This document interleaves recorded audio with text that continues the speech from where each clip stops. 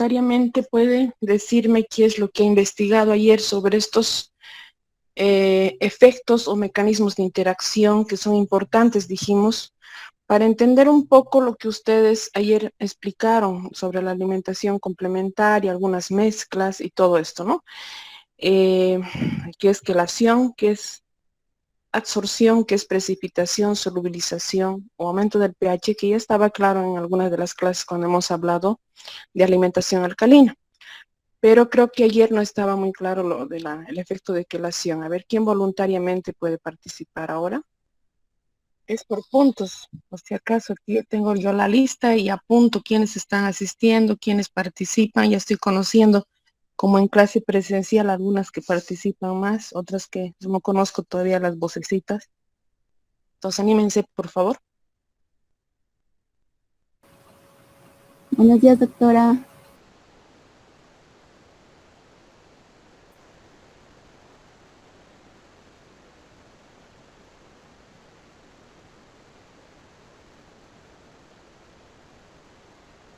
Te escucho, María Angélica, dime. Bueno, a lo que investigué, según yo, es que un efecto de quelación es una baja concentración de metales en el cuerpo. Por ejemplo, el calcio, el cobre o también el hierro. Entonces, un efecto puede ocasionar también un daño o alteración a otras sustancias Ujú. químicas del organismo. Eso encontré. Ya, ya. En esto de la alimentación complementaria, ¿cómo relacionarías, María Angélica? Mm, el consumo de alimentos altos en calcio, Ya, y por ejemplo también alimentos ricos en hierro. ya, ya, muy bien. A ver, otra persona.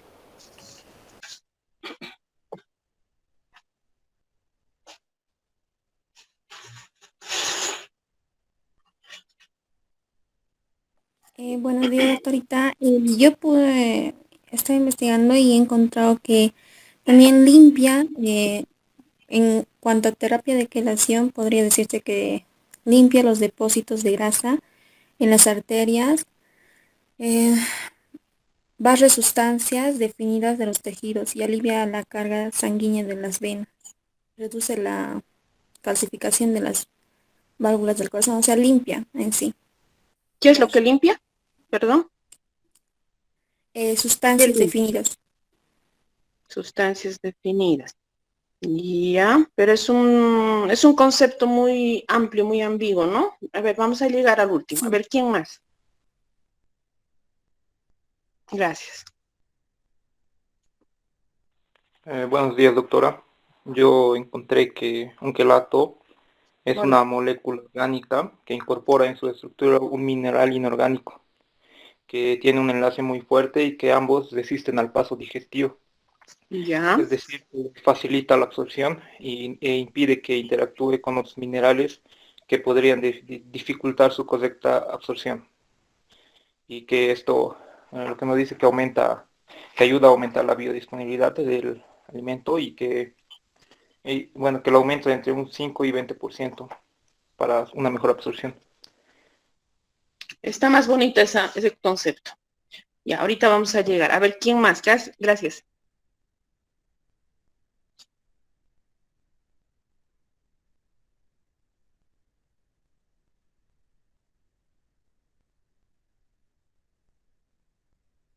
Ujú. ¿Alguien más? ¿Dónde están las que participan más? Ya las estoy conociendo. Lucía, Esther.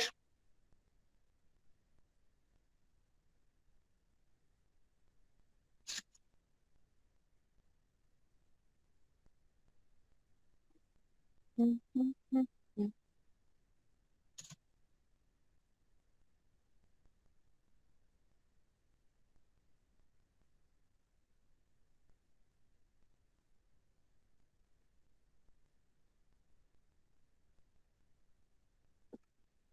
¿Nadie más?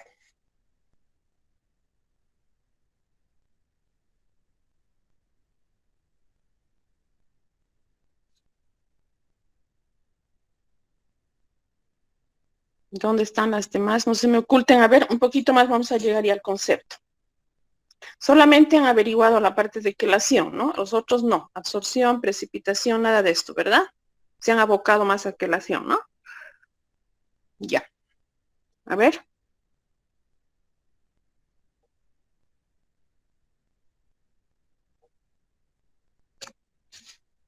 Es por puntos para su práctica va a ser, porque siempre a veces cuando doy así preguntas para investigación, eso les sube un poquito.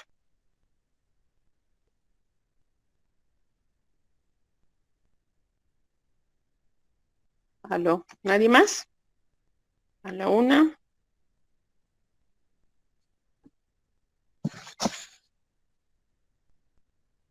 A mí me gusta que la clase sea participativa y así sacamos varias conclusiones y es mejor siempre esto de la investigación previa a la clase porque ahí se queda.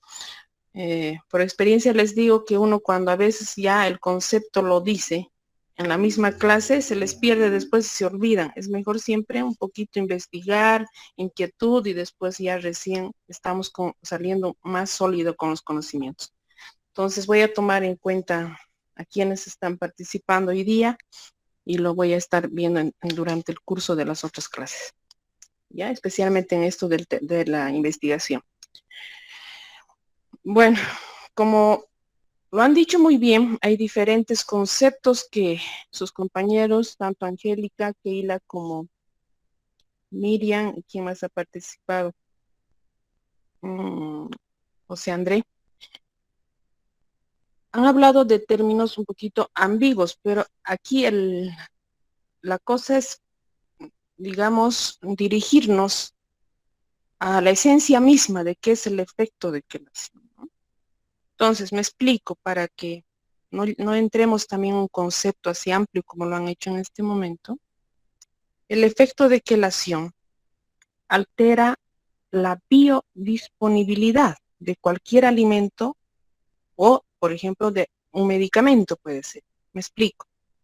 Por ejemplo, están tomando antiasmáticos, que es muy común ahora con esto de las alergias, con esto de los problemas de contaminación y ahora más con lo del COVID. Tenemos problemas pulmonares, ¿no?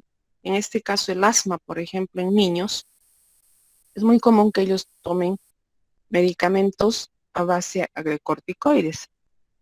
Inclusive a veces suspenden esto, pero ya también están con sus aerosoles, ¿verdad? Alguna vez han debido ver y no sé, tal vez alguien que está aquí en esta plataforma, tal vez también consume este tipo de medicamentos o frecuentemente, ¿no? Como los antihistamínicos, pero más de cuidado los corticoides.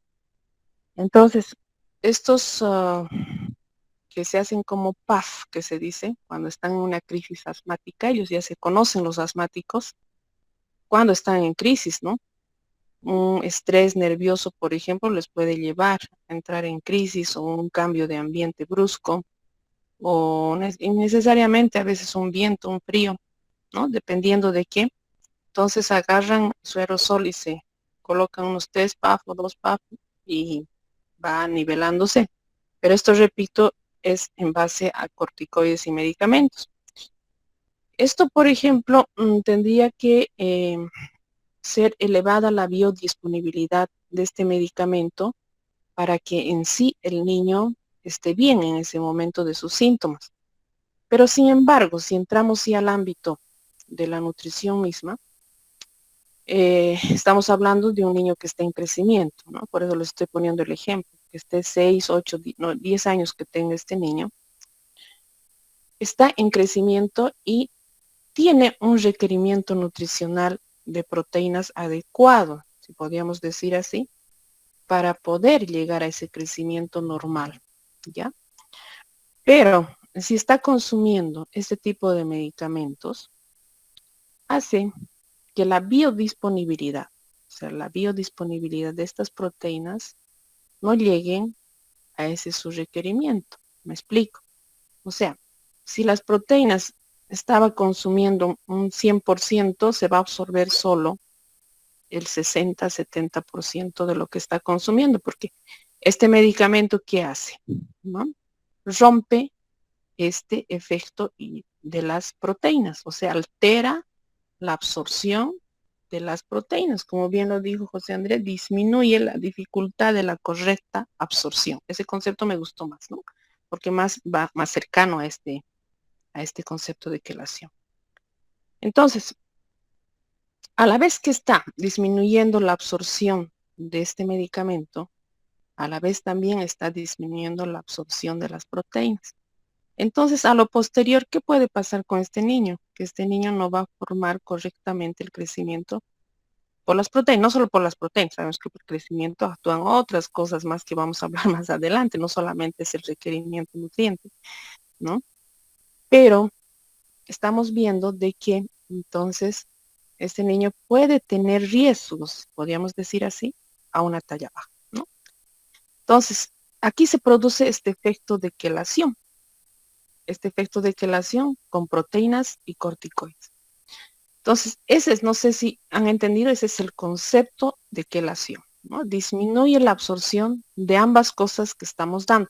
Por eso es que me llamó la atención cuando ustedes me dicen en alimentación complementaria que el alimento se debe mezclar con leche materna. Y hace un momento, no sé si era María Angélica o Keila, una de las muchachas, decía también, por ejemplo, la absorción de calcio. Ahí estamos llegando, ¿no? La absorción de calcio y la absorción de hierro, ¿no? ¿Cuál es el fundamento que nosotros tenemos con la alimentación complementaria? Nuestro objetivo de esta alimentación complementaria, o el destete o el weight boost. Nuestro principal objetivo es añadir justamente el hierro más que todo y el zinc. Porque si manejan mal la alimentación complementaria, y no me van a dejar mentir, ustedes pueden darse una ronda por los centros infantiles, Albina Patiño, qué sé yo. Los pacientes que tienen anemia, los niñitos que tienen anemia, generalmente es porque esta alimentación complementaria ha sido mal manejada, así de simple. No se ha educado bastante y generalmente son de mamás primigestas o de mamás jóvenes que están estudiando y qué sé yo, y se han abocado solamente a darle leche hasta el año y más, y de modo que el niño no se ha acostumbrado, por así decirlo, a consumir otro tipo de alimentos y otro tipo de sabores, ¿ya? Entonces, en este caso, al nosotros estar mezclando los alimentos que nosotros queremos llegar, que suba este hierro, al estar mezclando con leche, estamos haciendo un efecto de quelación con el hierro y el calcio, ¿ya? Entonces estamos disminuyendo la absorción de ambos. Entonces, es preferible incluso prepararlo con agua hervida, como alguien dijo por ahí, que hacer este efecto, porque este efecto no se puede hacer. Y alguien también dijo con NutriBebé, creo, hace una clase anterior, ¿no? Tampoco estoy de acuerdo, porque si ven la composición del NutriBebé, tiene bastante calcio, es parecido también a la leche, ¿no? Entonces, esto hay que poner bien delimitado a dónde estamos queriendo llevar el objetivo de nuestra alimentación complementaria y cómo hay que hacerlo, ¿no? No estoy diciendo con esto que no lo hagan con la leche materna y qué sé yo, pero me parece un poco ancestral inclusive, ¿no? Pero sí, tampoco le va a hacer mucho daño si es por pocos días. Pero yo quería que tengan claro este efecto de quelación. Ahora no sé si está claro lo que les he explicado con esto, o si tienen alguna pregunta para que ya se les quede este efecto de quelación que vamos a ir desarrollando en las otras clases.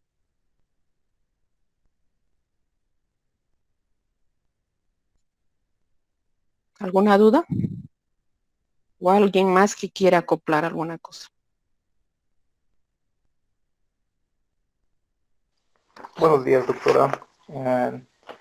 La verdad es que yo lo había entendido de una distinta, bueno, prácticamente al revés, según lo que había investigado. Yo entendía que el efecto de quelación, al contrario, ayudaba a la No. absorción de los alimentos, ya que según esto dice que se mezclan un orgánico y un inorgánico, y es para ayudar al inorgánico, a los metales, a que tengan una mejor absorción y que estos no cumplan sus funciones al ingresar al aparato digestivo o con las enzimas y todo No, el pero demás. hay un término que manejaste, dice disminuye dificultad de correcta absorción.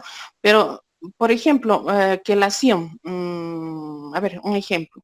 el calcio y la tetraciclina. Por ejemplo, si quieren, investiguen un poco más sobre esto, por ejemplo. La tetraciclina se utiliza, bueno, es parte ya está, lo que les estoy diciendo es más interacción medicamento-nutriente y dietas, cuando se van a hacer más allá, soporte nutricional, dieta enteral, donde se va a tocar, ¿no? Todo esto. Pero les estoy adelantando un poco para que entiendan. Por ejemplo, la tetraciclina, les decía. La tetraciclina es un medicamento, tal vez uno de ustedes ha consumido, que muchos se usan en dermatología, ¿no? En estos efectos de acné. ¿Quién no ha pasado por el acné, ¿no? 14, 15, 16 años. O la doxiciclina, que se utiliza también bastante, ¿no? Estos medicamentos, por ejemplo, hacen magia, en 7 días estás sin un granito, más o menos, ¿no? Pero para que tenga este efecto, y te va a decir el médico dermatólogo, no vas a tomar con leche. ¿Por qué? Porque tiene un efecto de quelación con el calcio, ¿ya? O sea, el efecto hace que disminuya la absorción de ambos. Ni vas a aprovechar el calcio, ni vas a aprovechar tampoco por ciento la tetraciclina. ¿Sí? ¿Me dejo entender? Sí, doctora, gracias. Ya.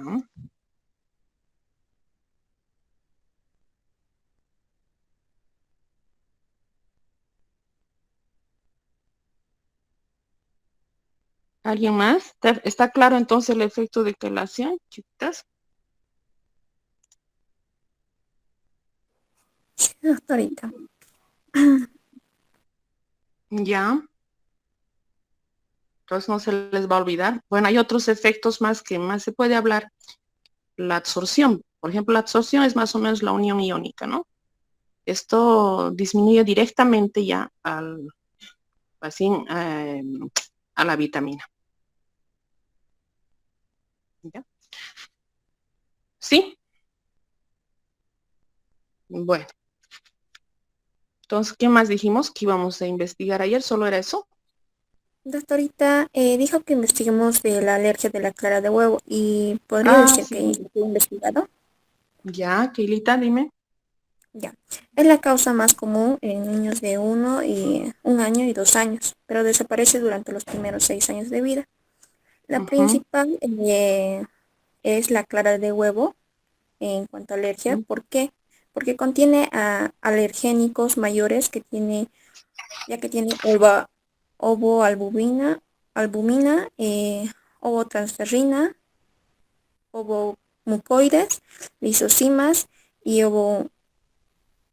ovomucina. Pero la que contiene mayor alergia es la ovomucoide, por eso es que contiene alergia a la clara de huevo, en la clara. ya, Y muy cuando bien, ese contacto con el organismo, en ahí es donde se produce la alergia. muy bien. ¿Alguien más?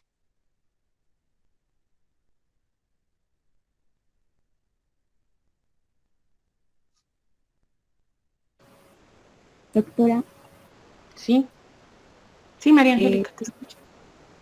sí, como dijo mi compañera, que es alergia en sí a las proteínas de la clara, esto es mayormente porque estas proteínas son termolábiles, o sea que resisten a la cocción en sí al calor, o sea que Ya, un huevo crudo es más alergénico. ujú, ujú, Es, sí. Sí, me has hecho recuerdo otra pregunta que hicieron, creo que fue Lucía, creo que fue, o habló acerca de esto, por ejemplo, no solamente a la alergia a la clara de huevo, ¿no? Sino también la alergia a la leche normal, ¿no? A la leche, por ejemplo, que decía, ella aparece en el campo, que tienen esa leche y tienen que adecuarse. En este caso, para que no haya esa alergia a las proteínas de la leche de vaca, también se hace esa especie de lo que tú dices, ¿no? Hidrólisis, o sea, ¿cómo se llama? Porque la leche normal, la que en bolsa ya está pasteurizada, pero sin embargo nosotros en casa podemos hacer, si bien decirlo, esa pasteurización de otra forma solamente en la cacerola, ¿verdad? Entonces más o menos a esto se refiere también, esto del huevo, lo que tú comentas, María Angélica. Ya,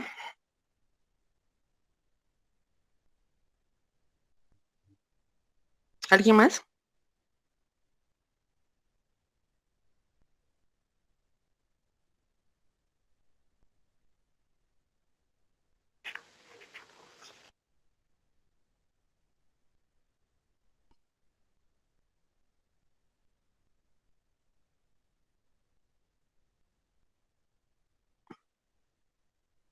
Bueno, seguimos repasando entonces. Buenos días, doctora. Ujú, Solo acotar algo, un comentario. Estaba leyendo también acerca de esto de la introducción de alimentos y evitar las alergias. ujú, Bueno, es un artículo, entonces, pero al final sí se llega a la misma conclusión, que todavía no hay mucha evidencia acerca de esto y que sí se debe mantener, pero mi duda era más o menos entrando a páginas de internet, ujú, acerca de la introducción de alimentos, decía que el huevo y el pescado, no la carne de pescado, ya se podría introducir a los 6 meses. ujú, Y está, bueno, hay países que sí lo hacen, o es lo que me estaba leyendo acá, que ujú, dice, por ejemplo, acá dice que la leche de vaca en Dinamarca, Suecia y Canadá se los introduce a los 9 y 10 meses, mientras que en varios países se recomienda darla antes de los 11 meses. También que para el ujú, pescado y huevo la recomendación más frecuente es iniciarlos a los 4 y 6 meses, aunque en algunos países se sugiere esperar a los 9 y 12 meses. Y aquí habla de ujú. Chile también, que se recomienda introducir el pescado a los 6 y 7 meses y el huevo a los 9 y 10 meses, independientemente del riesgo o antecedentes familiares de alergia. También menciona Exactamente. que retardar el consumo de estos alimentos no ayuda a, a evitar estas alergias. Y eso es Ujú. lo que estaba leyendo. Sí, pues en realidad la- lo preponderante para iniciar una buena alimentación complementaria es la parte inmunológica, lo que estamos tocando en este momento, ¿no es cierto? O sea, los antecedentes familiares que tiene de alergia, lo que dijimos ayer, ¿no es cierto? Si la mamá, por ejemplo, dice, tiene ciertos problemas, por ejemplo, con la lana, eso es lo más común tal vez, ¿no? Lo más común que a la lana, que le han salido granitos y demás, entonces hay que nomás tomar en cuenta y si la mamá también o el papá tiene antecedentes de alergia a ciertos alimentos o ciertas cosas. Entonces, en este caso, siempre tener cuidado en este caso de dar nomás un poquito más allá, si bien decirlo así, ¿no? Pero tal vez ustedes se preguntan, es un poco ambiguos, tal vez me dice y me miente, o se puede estar haciendo una infradeclaración también, ¿verdad? Entonces, en este caso, por ejemplo, vamos a nosotros avanzar en la parte del segundo parcial, complementando a la historia dietética misma, los marcadores bioquímicos nutricionales, ¿no? Donde vamos a tocar cómo nosotros, mediante un examen de sangre, nosotros podemos ver realmente, decir si esta persona o este bebé, o mejor dicho, tiene alergia o no es predisponente a alergia con ciertos marcadores bioquímicos, ¿no? Poquito les adelanto ya, es, por ejemplo, una de ellas es la detección de la inmunoglobulina, ¿no? Pero sí, si ustedes entran al internet, van a encontrar diferentes conceptos. Como les había dicho también, hay algunos pediatras antiguos que por ciertas enzimas, como hemos visto, ya están regularmente maduras a los 4 meses, ¿cierto? A los 4 meses, pero no está totalmente madura. Por eso, pero un poco ellos han indicado de que ya está ciertamente madura y no hemos tenido problemas. Entonces han empezado. Obviamente se puede empezar.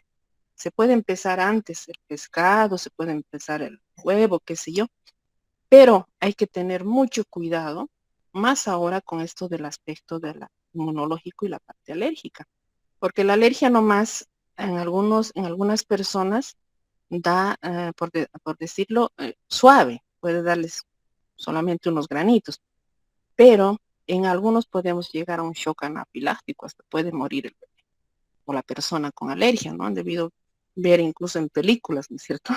Una alergia a la almendra o algo así, a la emergencia rápidamente y ponerle inclusive un corticoide a ver si llega a terapia, ¿no?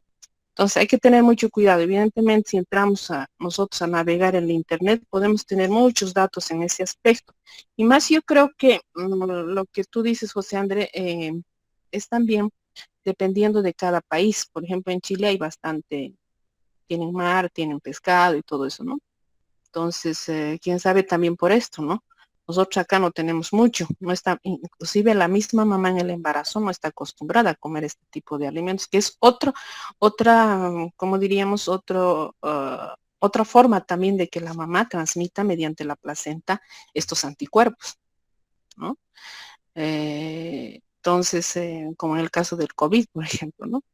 Una mamá que se enferma COVID ya transmite sus anticuerpos. Lo mismo en la alimentación, ¿verdad?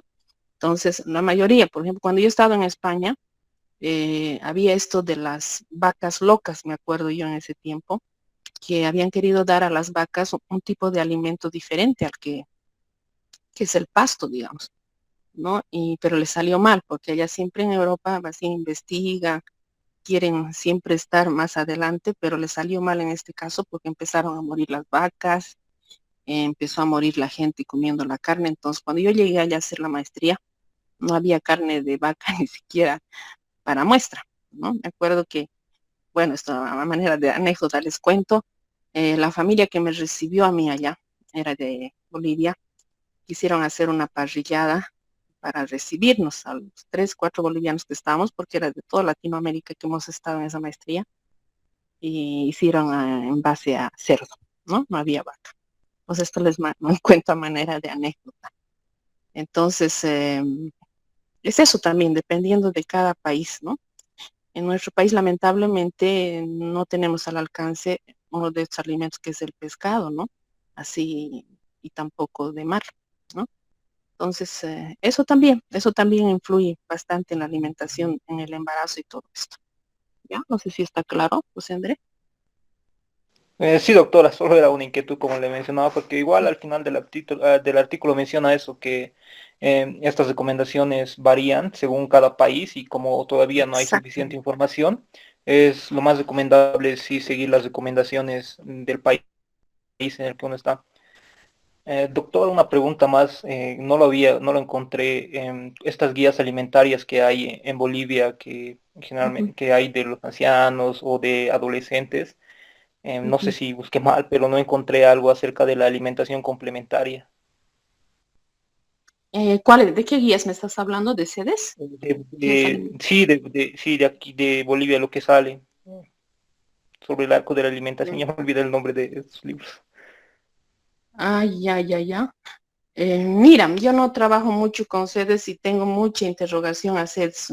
Yo cada que me mandan alguna cosa a seds siempre me salgo peleando porque hay muchas cosas que nos faltan a nivel de sedes.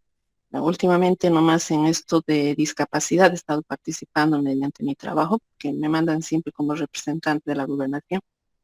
Y he estado observando que esto de la calificación, por ejemplo, hay muchas cosas observables. Esto del IEPI, no sé, también me mandaron hace buen tiempo, lo estoy hablando de, bueno, ya estoy 14, 15 años en la carrera, debe ser a los 8 años que ingresé, no sé. Ahí también está mal muchas cosas sobre alimentación complementaria, ni siquiera indica muchas cosas. Incluso hay medicamentos que solo se dan en adultos, indican en lactantes. Todas estas cosas, pero observé y mandé yo, porque habían sido en La Paz que hacen, ni siquiera hacen acá la guía, lo hacen en La Paz, la mayoría de las cosas. Y eso es lo que me pregunto. No sé por qué en La Paz se hace todas las normas y las guías también, ¿no? Si nosotros aquí tenemos excelentes profesionales para hacerlo. Entonces, no he visto, sí, tienes razón, la parte de alimentación complementaria bien fundamentada. No, no he visto. No tenemos en realidad una guía así esencial y que sea nuestra, creo. Sí, tienes razón, creo que no hay. Pero eso es a Bueno, nivel, entonces, pero eso es a nivel ya de sedes, porque, bueno, no sé, se está manejando muchas cosas. No todo, no todas las, digamos, por ejemplo, rabia está bien, creo. La parte de VIH también, que he participado mucho yo con los centros que tengo de Cometa, han debido escuchar Cometa, quizás vayan también a hacer su práctica, especialmente tú, José Andrés, porque son, Cometa están los varoncitos que tienen problemas de la cárcel. Es una buena experiencia también. Entonces ahí nosotros hacemos, ¿no? Esto del VIH, van a hacer sus campañas con los chicos y todo esto, ¿no? Pero he visto, por ejemplo, ese programa que está muy bien, el de VIH, diría yo, del SETS, tal vez el único y el mejor. ¿Ya? No sé. está bien, doctora, entonces Pienso. no sería una buena fuente estas guías del Sí, CEDES. ¿De y qué me podrías recomendar una fuente para tener información acerca de la alimentación complementaria, por favor? Mira que yo un poco estoy dando este repaso es en realidad de lo que yo he aprendido en la maestría, ¿no? Son bastantes libros de todo lado, eso es pediátrica, eh, bueno, de algunos que es del Hospital de Madrid, de Sevilla y de otros, ¿no? ¿Me escucha? ¿Me escucha? Sí, sí, sí, doctor. Sí, porque me está llamando y no sé qué. Ya. Entonces, no hay una guía así en Bolivia. Pues sí sería bonito hacerlo, creo. Pero ¿en base a qué les han dado? Porque ya han tocado, ¿no? Ustedes alimentación complementaria, José Andrés, porque yo ya estoy repasando, digamos. Sí. Deben tener ya un Sí, texto de eso. doctora. Una pregunta que le quería hacer también, no sé si todos los grupos que llegan a su materia tenemos la misma dificultad nosotros, que estamos como que lo pasamos muy superficialmente, muy por encima, muy rápido. Y no sé si solo es nuestro grupo o si son la mayoría de grupos que llega a su materia que no domina este tema de alimentación complementaria.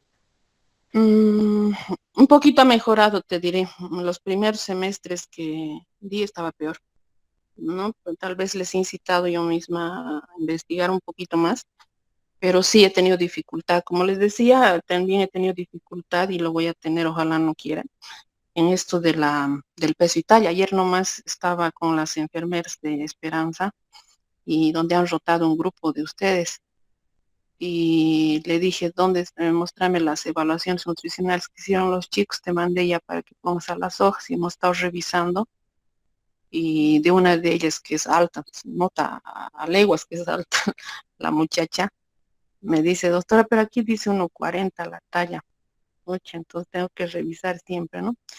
De estos chicos que está pasando. Después de otro niño que está casi con desnutrición de primer grado, habían tomado normal también. Ayer nomás que iba al centro, ¿no? Entonces, esta dificultad también lo estoy teniendo, José André, en esto. No sé qué es lo que está pasando con las tablas o lo hacen muy a la ligera. Eso también hay que revisar un poquito, porque la que queda mal allá cuando hacen su práctica soy yo, ¿no? En realidad me dicen qué está pasando. No saben de alimentación complementaria, no saben pesar ni medir, o alguna pregunta así que les hacen en el aspecto. ¿Qué podemos? Está con diarrea. Una pregunta común. El niño, ¿qué le puedo dar? Les dicen a los estudiantes. Hasta han llegado a decir papaya y se rían las enfermeras, ¿no? Entonces, esto un poco hay que ir, ustedes tienen que tener la inquietud siempre de ir más allá, no solamente con lo que les damos los docentes, ¿no? A mí me gusta siempre que ustedes investiguen más y me pregunten, vayan y me exijan a mí, eso les decía siempre. Exíjanme a mí porque para mí va a ser cómodo darles nomás lo que está ahí y listo. Y esto de la alimentación complementaria, por ejemplo, yo siempre lo toco como repaso en las 2, 3 primeras semanas de clase, porque no, pues no tienen esa falencia también, ¿no? Allá cuando van y hasta me echan la culpa a mí en mi institución cuando ya son profesionales, te cuento, ¿no? Hay una chica que es profesional ya trabajando allá y me han llegado a decir su estudiante hace esto, ¿no? Y yo tengo que defender a mis estudiantes de la carrera, ¿no? Y tengo que ayudarlos en sí, eso es lo que hago yo en el CDGS, ayudarles hasta que puedan estar, digamos, bien cimentadas en el trabajo, porque de un principio a veces quieren salirse, dicen, ¿no? Como tengo una chiquita que está en Caramarca, por ejemplo, con los ancianitos. Se le moría un anciano, y bueno, los ancianos, de hecho, ustedes saben, hay ya disminución de la masa muscular, atrofia, y inclusive una especie de desnutrición en algunos de ellos, ¿no? No en todos, porque algunos también tienen sobrepeso, pero se moría un viejito y a la muchacha ya o le da mala alimentación, van a decir que está desnutrido, o sea, hay cierta inseguridad, ¿no? En la parte clínica especialmente. Entonces, esto, y también, bueno, hacer la experiencia, ¿no? Mientras vas trabajando y si tienes esa inquietud que tienes tú, José Andrés, de investigar, de estudiar, te felicito, porque todos deberían hacerlo, ¿no? Entonces hay que siempre ir más allá. A veces no nos dan siempre todo también, la carrera, no solamente estamos hablando de la carrera de medicina, también si te hablara de internado, ¿no? Cuando uno sale más teórico. Entonces, yo me acuerdo que mi primer parto que hice también en Cipecipe, cuando estaba haciendo recién egresada, y hacía temblando al lado de la partera, pero después ya uno se va, vuelve experto, ¿no? Pues no te preocupes de esto, así me gusta la inquietud que tienes de investigar y todos deberían hacerlo, más allá todo, ¿ya? Entonces, esto de alimentación complementaria, a veces ni quiero tocarlo, ni quisiera tocarlo, pero cuando van a ir allá, me gustaría que lo den bien, ese es mi objetivo, nada más, ¿ya? Entonces, pero ya nos hemos ido a charlar de otras cosas más, ¿ya? ¿Alguna pregunta? ¿Alguna otra pregunta, chicas? Están calladitas las demás, estamos hablando yo y José Andrés nomás aquí.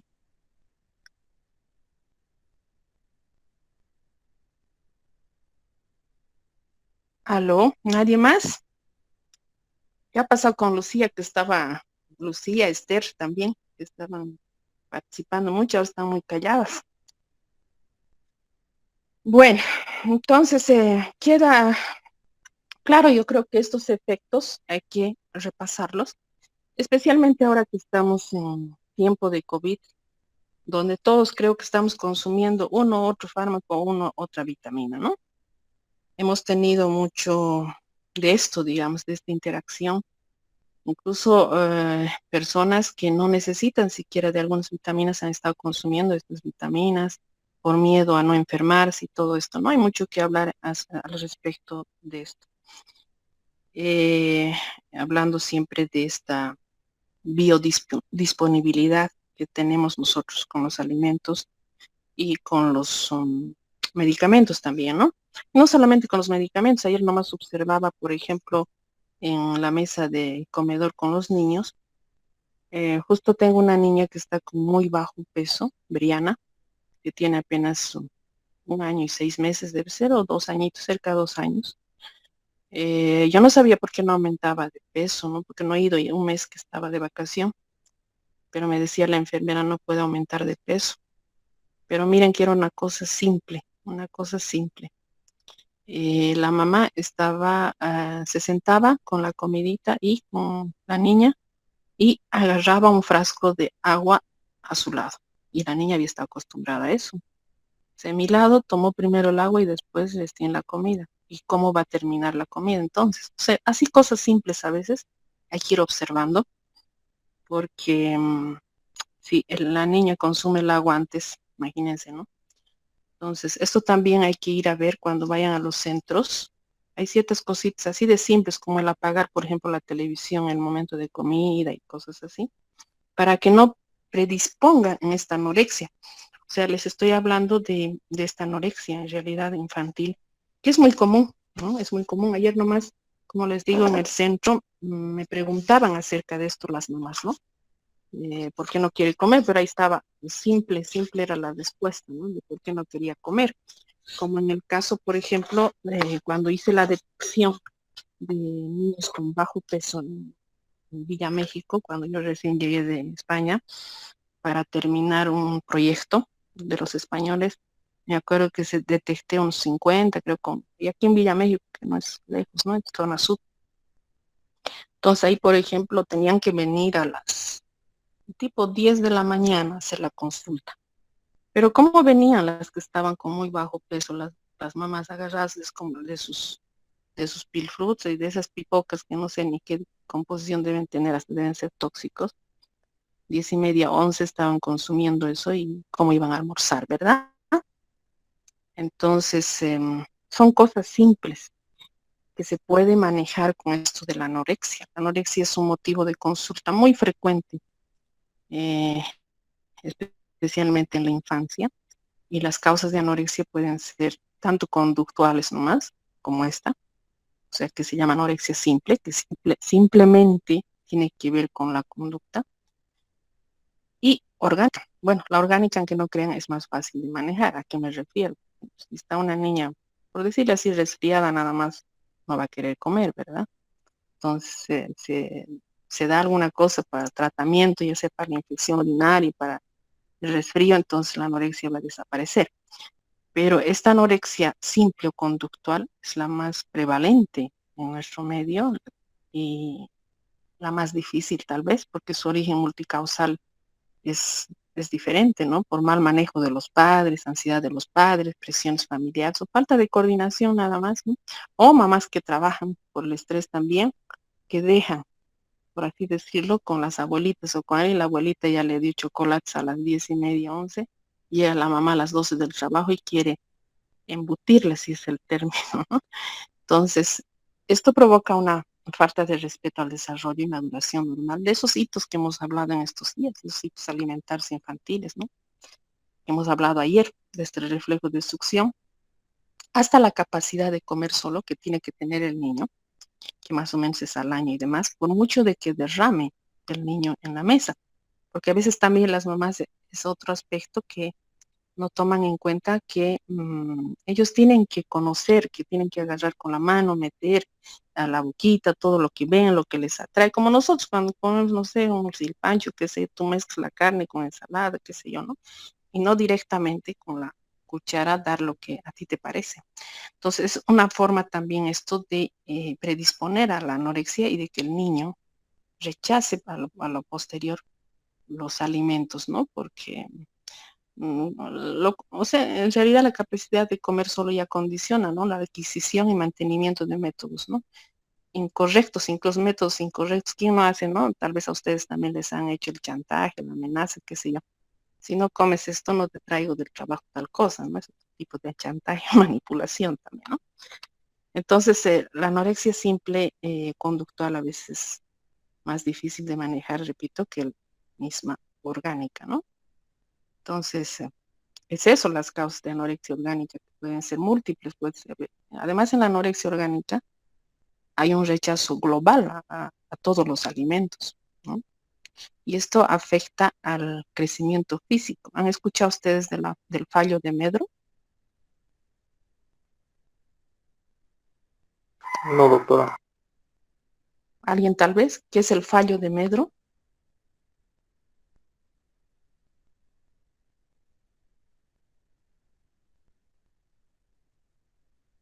¿Nadie? Están muy calladitas, chicas, participen.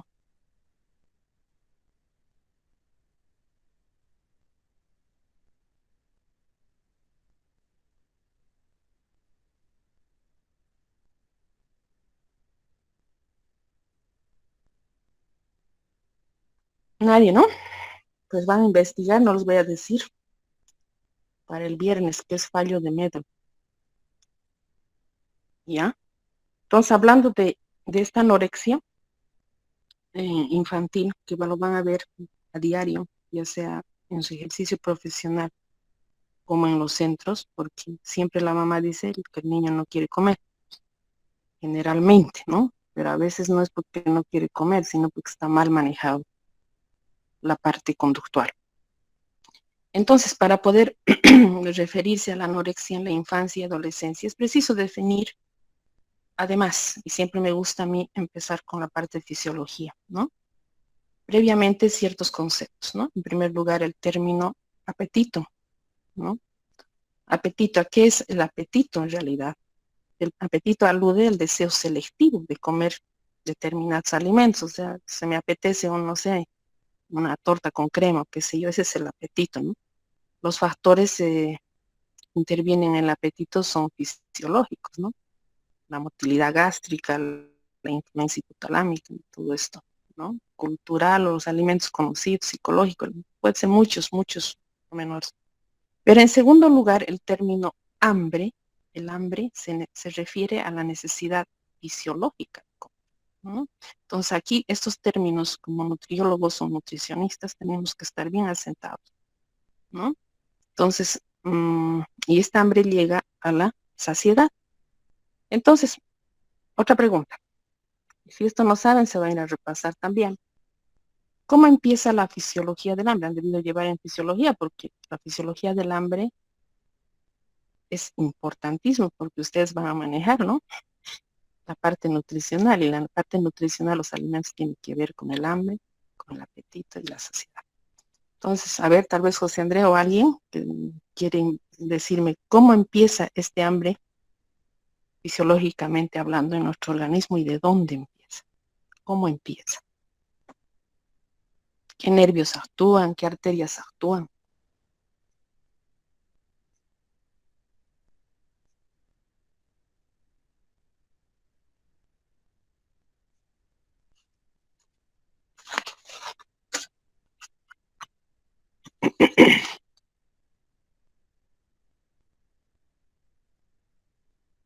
Se han quedado muy calladas las chicas hoy. Creo que tú y yo nomás estamos, José Andrés, en el aula. ¿Alguien más? He preguntado la fisiología del hambre. Chicas, tiene que ser bien fundamentado esto, porque ustedes van a ser nutricionistas. Han llevado, ¿no? En fisiología, José Andrés. Yo recuerdo que tocamos un poco de esto en psicología, más bien acerca de del hambre, satisfacción y saciedad. Ya. Y en Pero la fisiología fisiología. no, no lo tocamos, según lo que yo recuerdo. No sé si alguien... A ver, alguien, porque es la base, ¿no? La fisiología del hambre. Así como también de la lactancia materna, que había una pregunta en el diagnóstico, nadie ha respondido la parte fisiológica. También parece que hay que repasarlo, ya lo dejo así nomás ya para avanzar. Pero la parte fisiológica creo que también es una debilidad en ustedes. Es un mecanismo de defensa, doctora, que alerta al organismo cuando nos hace falta nutrientes. Eso todos sabemos. Estoy hablando de la parte fisiológica. ¿Cómo empieza la fisiología? Doctorita, depende de los niveles de glucosa que hay en sangre. Ya, también puede ser. Pero ¿cómo empieza la fisiología del hambre? ¿Cómo tienes hambre? ¿Cómo empieza en tu fisiología del organismo? Porque es una necesidad fisiológica de comer, digamos. ¿Qué nervio tal vez... actúa? Perdón, ¿sí? No, decía, es lo mismo que mi compañera, los niveles bajos de glucemia, de sentir una hipoglucemia es lo que incita a que tengamos la necesidad de consumir algún alimento. Empieza en el hipotálamo. Es muy global eso de la glucosa. Sí, Lucía, seguí nomás, te estoy escuchando. Ya, sino que empieza en el hipotálamo Ya. y empieza ahí el centro de control para la ingesta de alimentos, o sea, nos manda ¿Dónde pulsaciones, ¿no? empieza? En el hipotálamo. En el hipotálamo empieza, ¿sí? ¿Están seguros? Ya. ¿Alguien más podría? ¿Y con qué nervio, Lucía? Si hablas del hipotálamo. No Eso es, sabría. es primordial. Ese es el nervio que se utiliza totalmente en la parte nutricional. Sí, lo que me acuerdo es en el hipotálamo y hace que se estimule, ¿no? La excitación Sí, de la la mayor pequeña. parte es en el hipotálamo, ¿no? La mayor parte de las funciones. En el nervio vago. Muy bien, Miriam Quispe. Miriam, ¿no? ¿Sí? Sí, Sí. sí. Empieza generalmente en la mucosa gástrica, ¿no? Parten estímulos aferentes que estimulan a los centros parasimpáticos del tronco encefálico, ¿no? Por medio del nervio vago. Muy bien. Y después, ¿qué pasa con el nervio vago? Serotonina. Serotonina. ¿Ya? A ver, ¿qué más?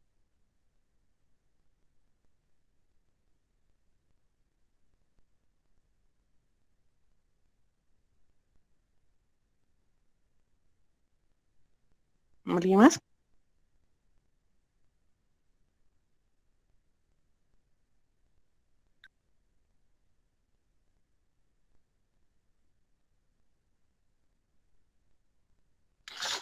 Estoy anotando también a quienes se salen del aula antes de la finalización. Hay una muchachita que se ha salido. Tienen que pedir permiso para decirme estoy saliendo, por favor, ¿ya? ¿Ya? A ver. ¿Seguimos o van a ir a repasar fisiología del hambre? ¿Qué dice?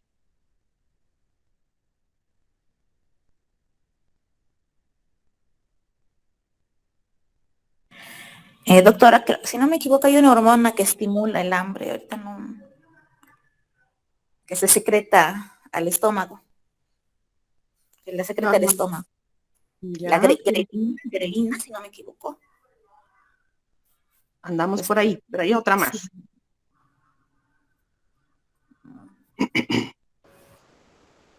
La otra hormona creo que es la leptina. Ya, de alguna manera ayuda también la leptina. La leptina es una hormona que se encuentra en el tejido celular subcutáneo, ¿no es cierto?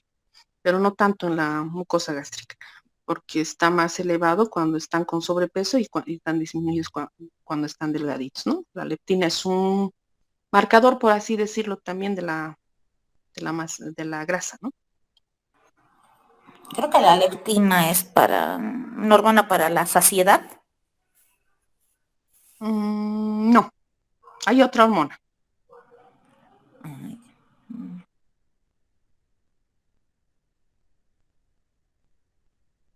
Ya chicos, fisiología, tienen que repasar esto porque la fisiología del hambre es fundamental. Creo que les hice en el diagnóstico eso, por eso estoy repasando. ¿Dónde está? ¿Qué pregunta era esto? ¿Sí? ¿En qué consiste la fisiología del hambre? El número 4.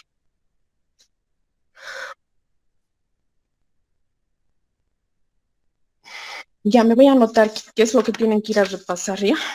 El viernes espero ya terminar esta parte. Fisiología del hambre. ¿Qué más dijimos hace un rato? Ya me estoy olvidando. Algo más les dije que no sabía. El primer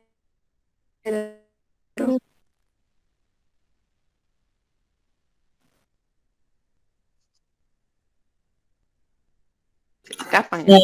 Creo que es una incapacidad para que el niño crezca, que el niño crezca con una velocidad normal.